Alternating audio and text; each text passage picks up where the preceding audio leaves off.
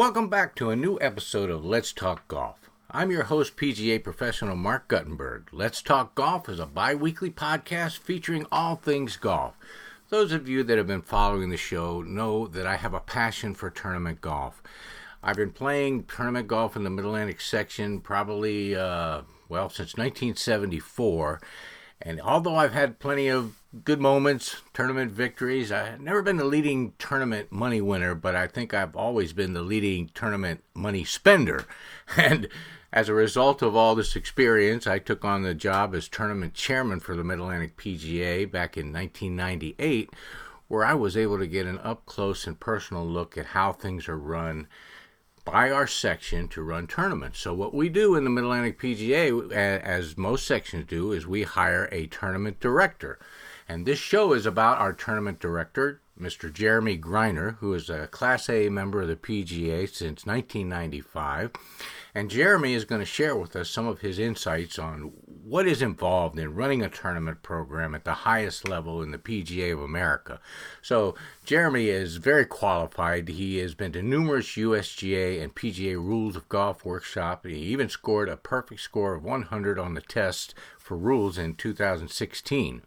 He's also been an instructor for the VSGA and the MAPGA Rules of Golf seminar since 2007. Born and raised in Vienna, Virginia, Jeremy graduated from the College of William & Mary in 1991 with a bachelor's degree in economics. He played the trumpet for 12 years and hoped to make a career out of music before pursuing golf as a career. Currently, he lives in Alexandria, is married, 2 boys, and we're going to talk to Jeremy and find out just exactly what goes on in the life of a tournament director. So stay tuned. Well, welcome back to Let's Talk Golf. As you know, those who have been following the show, Let's Talk Golf is about many things. We have a variety of guests on, from club repair to tournament winners to executive directors, and so much more. And this week, Jeremy Greiner, is the tournament director for the Mid-Atlantic PGA, is going to join us. Jeremy, welcome to the show. Great to be here. Thanks for having me. Thanks for coming all this way out, Jeremy. You know, Jeremy, in 2003, you became the tournament director for the Mid-Atlantic PGA. Well, take us back to the beginning, even before you became a PGA member in 1995. Tell us how you first got connected to the game and what led you to your present role. Oh, that's a great question. My father played golf, and actually my mom did as well. But when they got married and had 4 boys in 5 years, the clubs got put away. When my older brother, I'm the youngest of 4, and my older brothers got to the certain age, my dad took them out to the course. Well, if they were going to go, I wanted to go too. And lo and behold, I was the only one that really stuck with it long enough and certainly made a career out of it. And many years ago, when I was first playing golf courses, I'd play at Jefferson Lakeside or Jefferson District Park, and at Penderbrook, where you were the head PGA professional. No kidding! Wow, we're going back a ways here. I became the head pro there in 1981 or 82. Yeah, wow! So how old were you at the time? Oh, I was like 57 years old, so that made you what? You look great. You do look great, Jerry. Well, that's cool. So you became interested in the game through just playing in the public golf course sector. And then what happened? I mean, what made you say, hey, maybe I can make a living or a career in golf?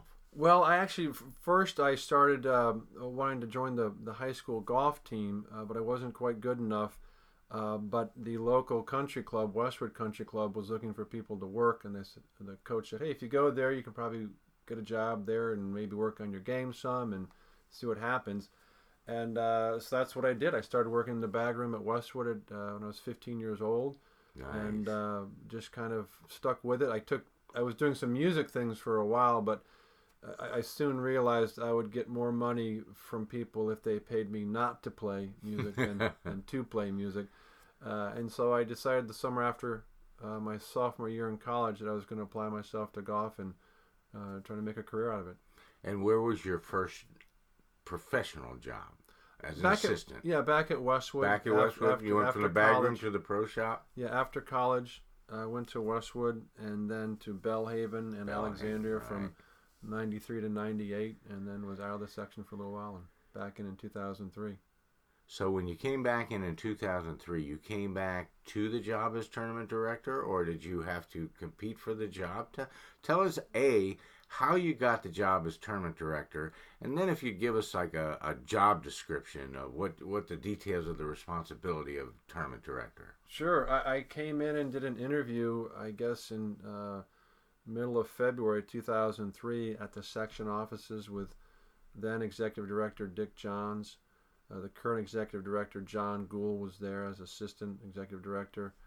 And I must have pulled the wool over their eyes because they offered me the job pretty quickly. Either that or there was a tremendous shortage of talent available at the time. and they gave me the job. And I really wasn't sure what it was going to be like going from being a quote-unquote club professional to working for the association, much less what it would be like to be the tournament director. But I really enjoyed it. It was an eye-opening experience, I think, in the beginning to kind of get up to speed with everything that's involved with tournaments. And what I found is in terms of a job description, I'm responsible for running about 35 events throughout the course of the year. There's some other events where I have administrative duties. And I pitch in also with other associations in the area. We have an alphabet soup of golf associations in the area with the Maryland State Golf Association, the MSGA, the VSGA, the MAGA, which gets confused with us a lot. They're the Middle Atlantic Golf Association. And then, what I try to do is put together the events for our PGA professionals in Virginia and Maryland and try to give them a really good show. And as much time as I spend worrying about the yardages and the hole locations and how to mark the golf course, I'm also thinking about, okay, where are these guys going to get food and beverage? Where are their bathrooms on the course? Mm-hmm. Is that going to be important? And maybe even housing arrangements, things of that nature. So anything I can do to try to make the event more enjoyable or just enjoyable for the players, that's what I always want to try to do. And you only have, as far as the staff goes, you how big is your staff that helps you run these tournaments? Well, let me see. Let me count it out. Let's see. There's one. There's. I am responsible for most of the administration for most of the events. It's changed kind of throughout the years, but for the past couple of years, I've had a tournament program administrator. His name is Eric Shellard. He does such a phenomenal job.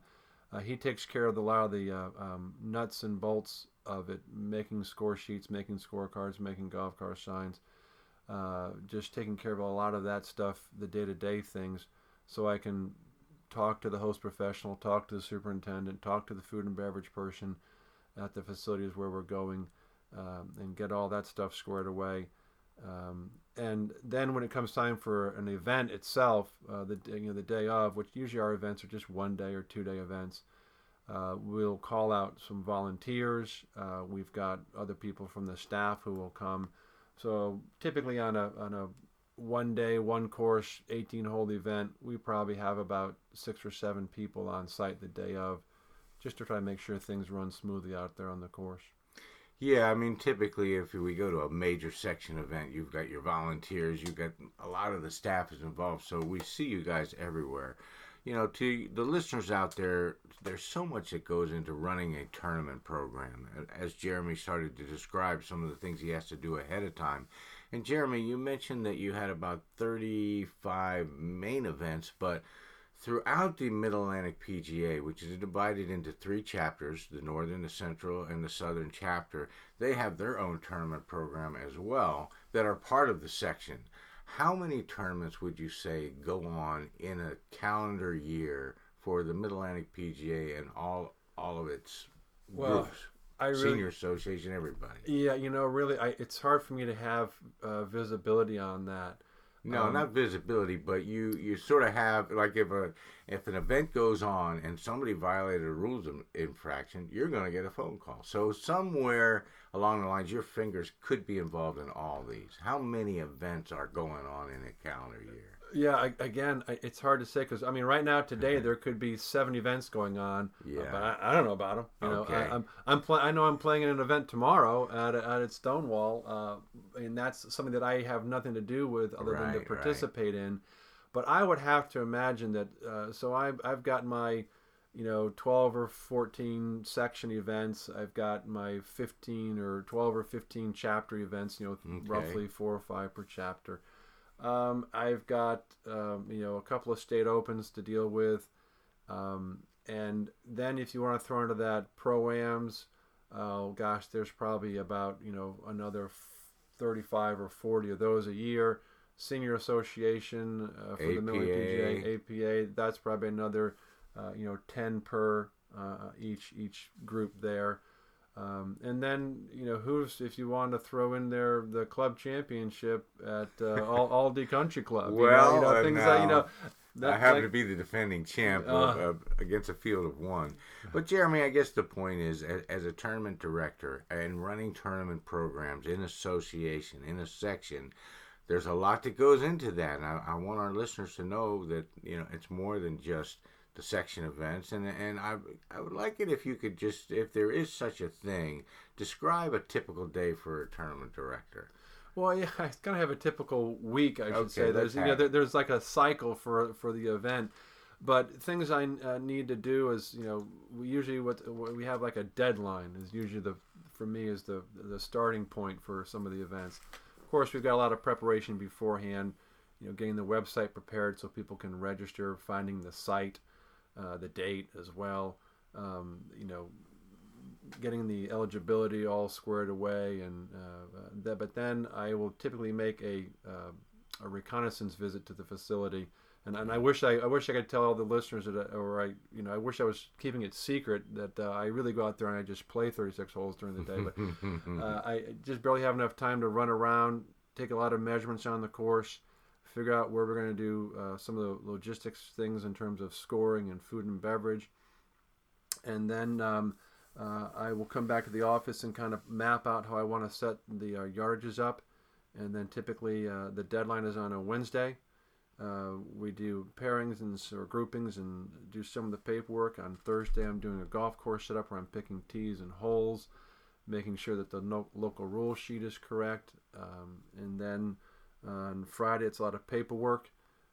Saturday and Sunday, it's just kind of monitoring to see if there's any communications from withdrawals or last-minute additions or changes or what's going on with the weather, all this kind of stuff. And then I try to squeeze in some family time in there as well, particularly on Sundays. And then Monday, we usually run the event. Tuesday is wrap-up, where I'm doing a lot of thank yous, paying bills, and things of that nature. And then lo and behold, we got another deadline the next day. And here comes the next event. Yeah, exactly. Right.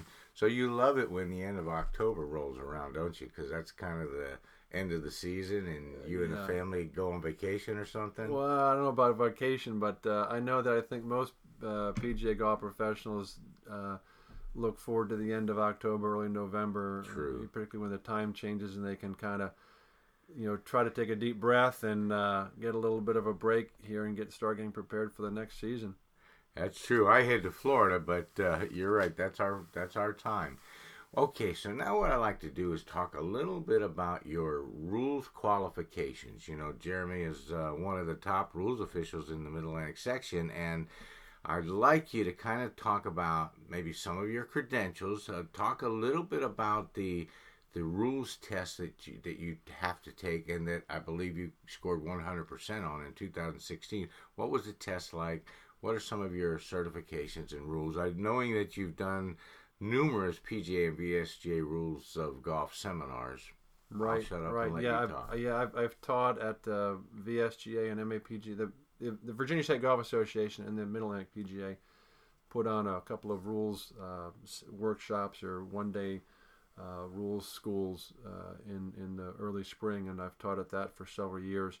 But in terms of like certification, really there's no school for certification like you'd get a degree from UVA or Virginia Tech or James Madison. It's the case that you just simply have to get involved, and frequently the best certification is going out there and making these rulings or getting together with the other 6 or 7 people that are acting as rules officials, and making sure you get it correct. I often say, or it's been said to me, we want to get it fast, and we want to get it right. But first of all, we want to make sure we get it right. So are the other guys there, you're not required to take any tests of any kind? I mean, you said there's nothing to be a rules certified guy. No, you're not required, but we certainly like it and appreciate it when people have gone to the United States Golf Association and the PGA of America. That's my parent company, right? Mm-hmm. The headquarters. When they put together 3-day workshops on the rules of golf that cover all the rules in depth, 8 hours a day, everything you ever wanted to know about the rules but were afraid to ask. And then they give a test typically at the end of that school or that workshop. And frequently some associations will say, look, you need to get a certain score on this test for us to use you as a rules official. And I think, for example, if you want to officiate or help out at a USGA event, not the US Open, but some of their other championships, you need to score at least 85 or higher on the test. Now, how many questions on the test? 100 questions. 100 questions. I'm trying to think. That it's 50 closed book and then 50 open book. Okay. And it's all multiple choice. And the reality is, so many of the scenarios that come up on the rules test only happen on the rules test. But that's not to say that when you're out there at a tournament, as Lou Blakey, who was on the joint rules committee between the United States Golf Association and the R&A, and they're the ones that make the rules for the world. He said being a rules official is hours of boredom and moments of terror. And that's the case because for the most part, players come through, they're hitting the fairways, they're hitting the greens, or they're in the rough, they find their balls, they don't need any help or assistance, but then all of a sudden, you're sitting there in the fairway or off to the side, and a player raises his hand and waves you over. Yeah. And he comes over and he's got his golf ball in his hand. Now, why does he have his golf ball in his hand? The golf ball shouldn't be touched. What's going to happen here? And the player says, I'm not sure what happened. And then that's when you really got to start paying attention and focus in on what's going on and what's being said, so you can get to the right decision. Very good. So we've had some really crazy rulings this year. Actually, the last 3 or 4 years that have resulted sometimes in 2-stroke penalties, 4-stroke penalties. Before I give you any specific incidences that I'm curious about, what are some of the craziest rulings you've ever been involved with? Well, sometimes the craziest rulings aren't ones I like to think about too much because of what was involved or what would happen. But I can tell you that as a rules official, I'm always trying to think, okay, what can I do to help the player or prevent the player from having a problem? In fact, I remember there was a match play event going on, and match play is just kind of between the two people involved. But I was a referee, and I have to act as a referee. I have to act on any violation I see or that's reported to me. And one of the things I do as a referee in a match is I'm going to always make sure that the two players involved or the two sides involved tee off from behind the tee markers.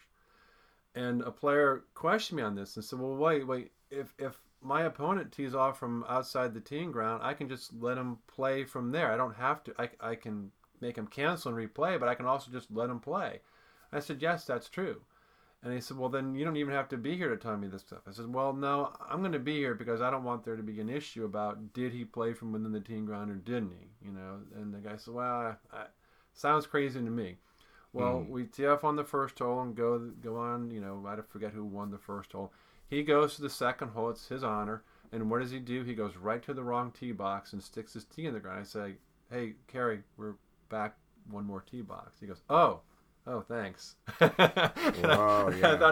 I thought, that's why I'm here as a referee, not because I want to impose penalties, but because I don't want there to be, I'm trying to prevent problems.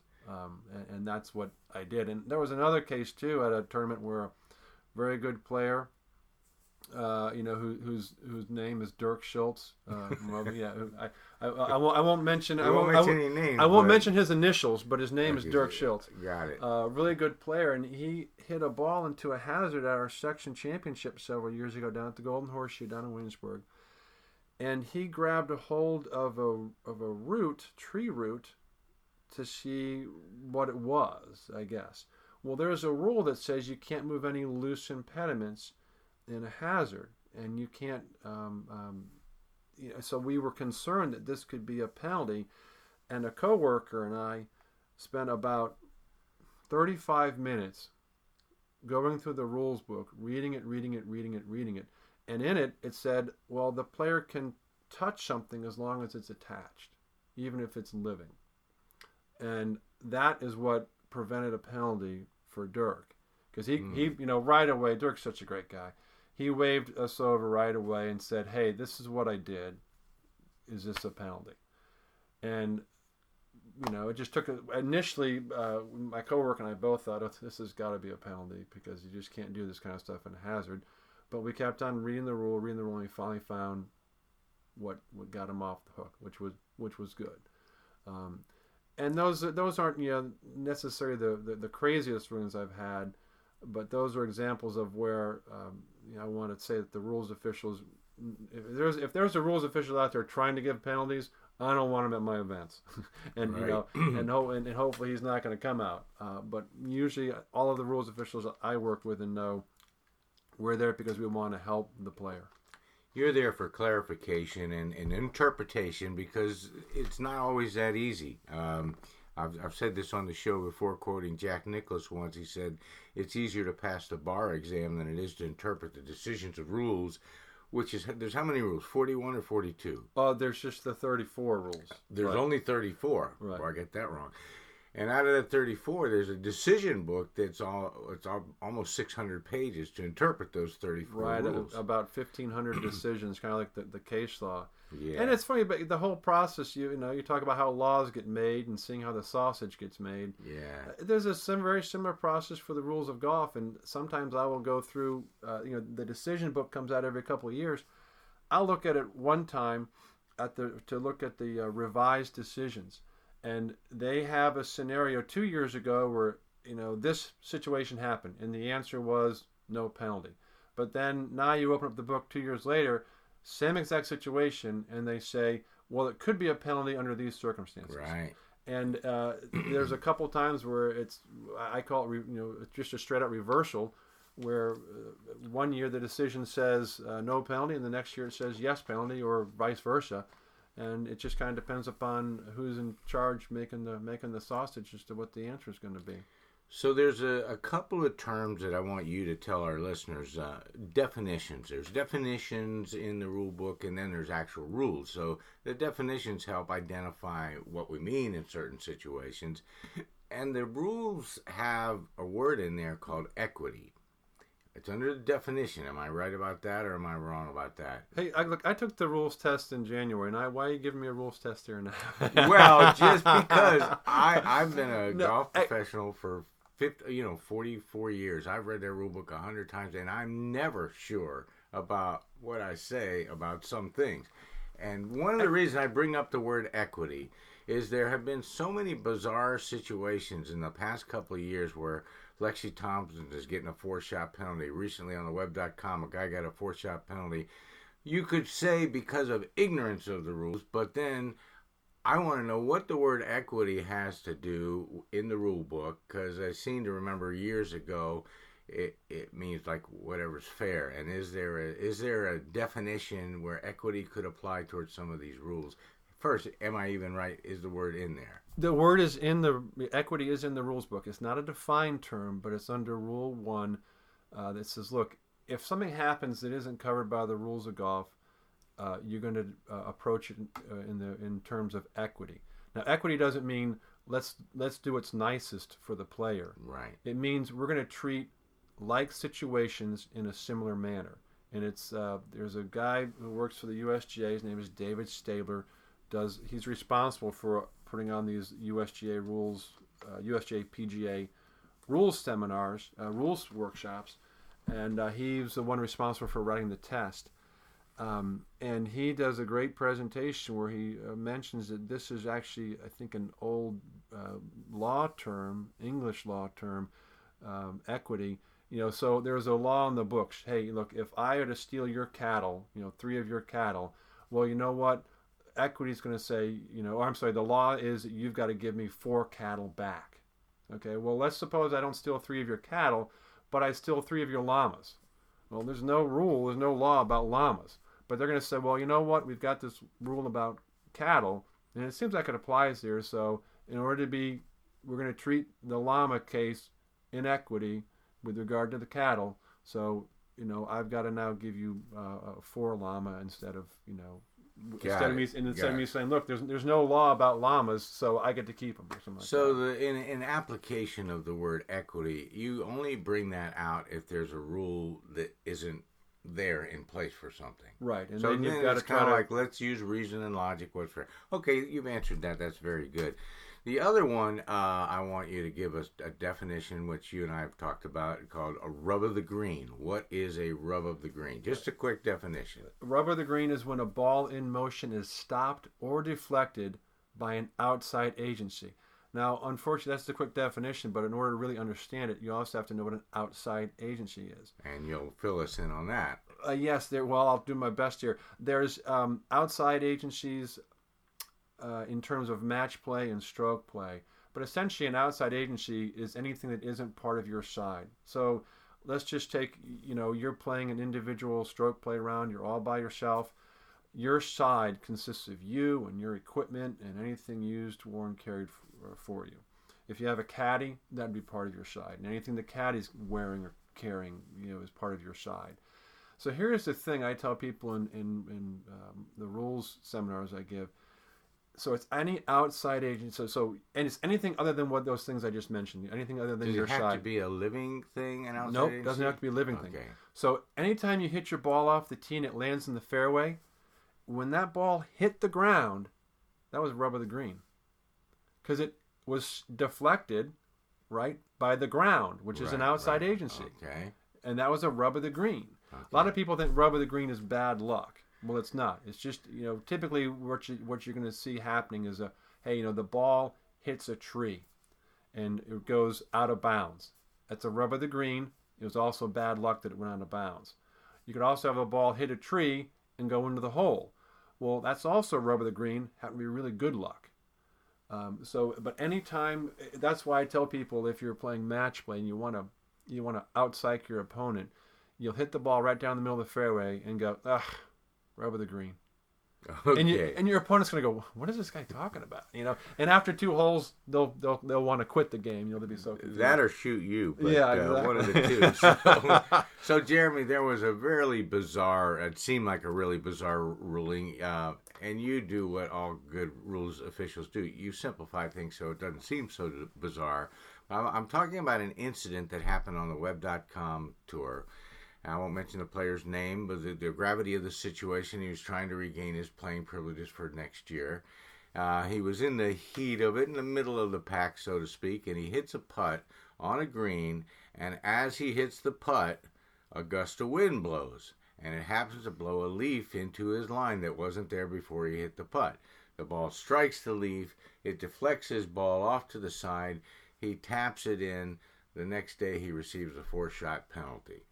So, my brain was first thinking, rub of the green. Why would he be penalized? So, give us your take on why this guy got a 4-shot penalty. Okay, I'll give you my take. Well, no, actually, I won't give you my take on it. I'll give you what the rules say about it. That's what I'm looking for. One thing I want you to bear in mind is that, I'm responsible for giving the rulings. That doesn't necessarily mean that I agree with all the rulings or like them. Yeah. And many years ago, things were really much more cut and dry. For example, if you didn't sign your scorecard and you left the scoring area, you were disqualified. No questions asked. But now they say, well, there are some extenuating circumstances that might allow the player to get beyond that. Well, it depends. So in this case, what happened is the player's leaf, the player was playing a stroke from the putting green. And Rule 19 is clear that says when you play a stroke from the putting green and a ball is stopped or deflected or was hit by this outside agency, a moving outside agency, a moving outside agency, you have to cancel and replay the stroke. And the player, didn't do that. Now, had they caught him in scoring before he signed his scorecard and turned it in, it would have just been a 2-stroke penalty, and he would have not liked it, but would have been a correct scorecard. So is it true the actual penalty, the 2-shot penalty, was for playing the ball from the wrong place? Is that why you got the penalty? Right. I think that's the case. I'm not 100% familiar with all the circumstances here. Got it. But that probably would be the case. And typically, again, a couple of years ago, if he had not if they had not corrected this error before he signed his scorecard, he'd be disqualified. Well, now there's another rule that says, look, if the player couldn't have possibly known about this breach, we're going to give him the applicable penalty mm-hmm. plus 2 more. Mm-hmm. And that way, but we're not going to disqualify you. So you can keep on playing. But what strikes me as odd about this is that this is something the player should have known about. The exception that I'm thinking about is the case where, for example, only very slow motion, digital replay shows that a player actually hit the ball twice during the stroke, right? And they couldn't have known that. And we saw this happen where a ball was in the rough and a player used his sand wedge, the belly of the sand wedge the bottom of the sand wedge to purposely blade the ball in the belly, mm-hmm. and it kind of squirted out a little bit funny. But mm-hmm. Hey, it was in the rough, whatever that happens. So he goes and finishes his round, and no one thinks anything about it. But then a close-up video replay clearly shows that his club hit the ball twice in the process of making that 1 stroke. Well, that's the 1-stroke penalty. Well, he didn't know that. He didn't include it in the score, mm-hmm. signed it, and went away. What was the answer? Disqualified. Yeah. Well, we don't like that answer. Right? It was cut and dry before what happens. We don't like that answer now, though, and we're going to say, look, you couldn't have known that. We're going to give you that 1-stroke penalty for having hit it twice. We're going to add on 2 more because we don't want to disqualify. We're just going to give you 2.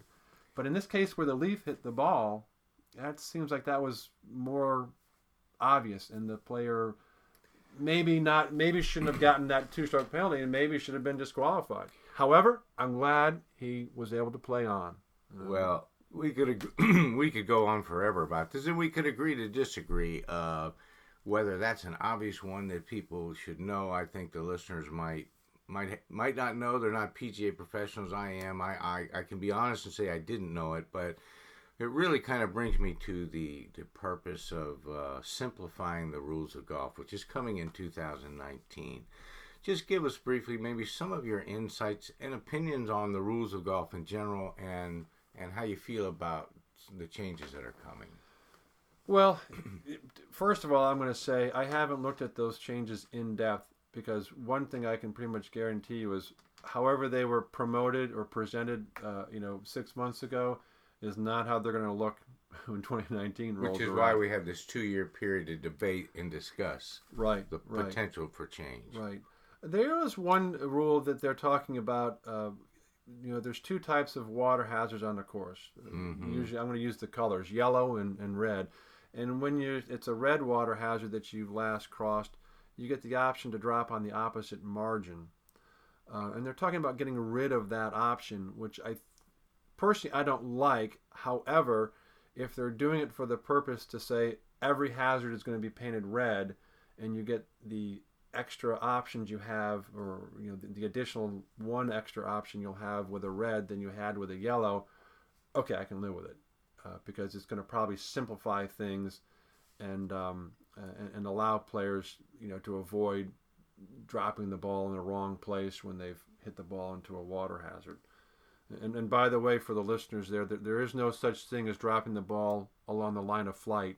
Was a popular answer, but it's not the correct one. So. Water hazards and cart paths, probably the 2 most abused or misunderstood rules in golf. Right. We won't go into that anymore because it's a short show. But Jeremy, you've been a phenomenal tournament director since 2003.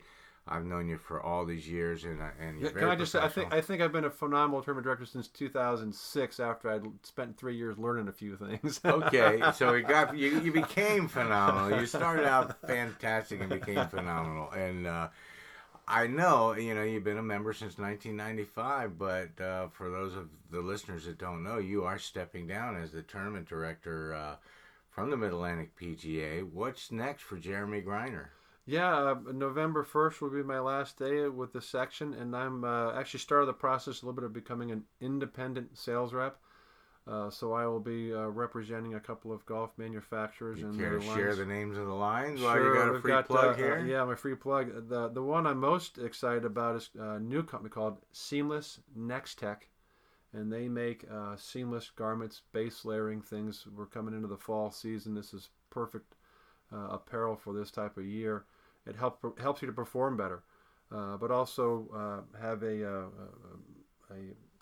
kind of a typical traditional apparel company called Bermuda Sands, and another company called Ouray Sportswear. Hard to say, easy to wear. And they make hats and fleeces, T-shirts, and pullovers, things like that, with lots of different decorations. It's really just a great company that allows you to make kind of everyday things look special. So you'll no longer be tournament director for the Mid-Atlantic PGA, no longer working for the PGA. I wonder if you have any interest still in being a rules official for like the major tours or anything. Well, I won't never say never, but actually, very to your point, as I mentioned, the United States Golf Association and the PGA of America put together rules workshops, and the PGA of America itself has a rules committee that's consists of volunteers who are PGA members. As a section employee, I was not eligible to be on that committee, but now that I'm not going to be a section employee, I've communicated to the chair of that committee my interest in getting involved, and we'll have to see if I can pull the wool over their eyes too. And they might have me involved with their committee, and that then could lead to things like being maybe at some point being a rules official at a PGA championship or a senior PGA, maybe even a Ryder Cup. Very cool. Well, you're certainly qualified in my eyes, and you've done a great job for us. We've been friends for years, and I appreciate you coming on the show. And best of luck with your future endeavors. Hey, it's been my pleasure to be here, and thank you very much. Best of luck to you. You bet. Well, there you have it, folks. That concludes another episode of Let's Talk Golf. Our thanks to Jeremy Greiner, who did a fantastic job as our tournament director, and I wish him all the best in his new endeavors. Jeremy's given us lots of insights, and I hope inspired some of you to maybe pursue a path in golf in some way, shape, or form, or whether it be running tournaments, rules, officials. There's a lot to it, and Jeremy certainly shared that with us. So once again, we appreciate you listening to the show. I'm your host, Mark Guttenberg, and if you have any questions or if you'd like to contact us about the show, go to my website, guttenbergsgolf.com. That's GUTTENBERGS golf.com. You can find us on Facebook, Twitter, YouTube, LinkedIn, Stitcher. The show is everywhere. We would love it if you would subscribe, write a review, and we certainly hope you'll tune in 2 weeks for the next episode of Let's Talk Golf.